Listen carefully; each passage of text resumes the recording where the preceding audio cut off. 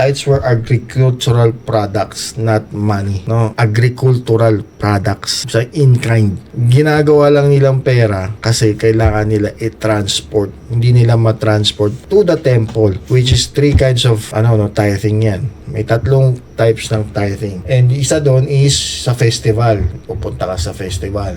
Punta ka sa temple once a year to bring your tithes. Ngayon, taong nakatira sa malayo, allowed sila i-turn into money yung tithes nila. Yung mga palay, kahit pwede na ibenta, gawin nila monetary para madala nila doon. And then, pagdating nila sa temple, anong gagawin daw nila sa tithes? Pambibili daw nila ng pagkain at pagkakainin daw nila sa loob ng temple. Basahin mo yung Leviticus. So, kakainin nila yung tithes nila. Bibili ka pa nga ng kung ano gusto mo. Pwede nga bumili ng alak eh. Kung nagbabasa talaga ng Bible, alam mo yun. Kung alam mo talaga yung tithing, alam mo yan. Ibenta mo yung mga yung in-kind mo. Gagawin yung pera. Pagdating mo ng temple, magsa-celebrate ka. Mag-worship kayo doon ng family mo. And magtatagal kayo doon kasi 1 linggo yun. Then, ayun yung pambabayad mo sa mga gastusin mo. Baga, you celebrate. Kaya kinagamit ang tithing. Tapos bibigyan mo din yung mga Levites na nandun, yung mga mahihirap na nandun, widow, mahirap, fatherless, yung mga foreigners, ganun yung mag-tithe. So magagawa mo pa ba yun ngayon? Sige nga, wala nang temple, magagawa mo pa ba yun ngayon? Di ba hindi na? Kaya it's impossible to do it now.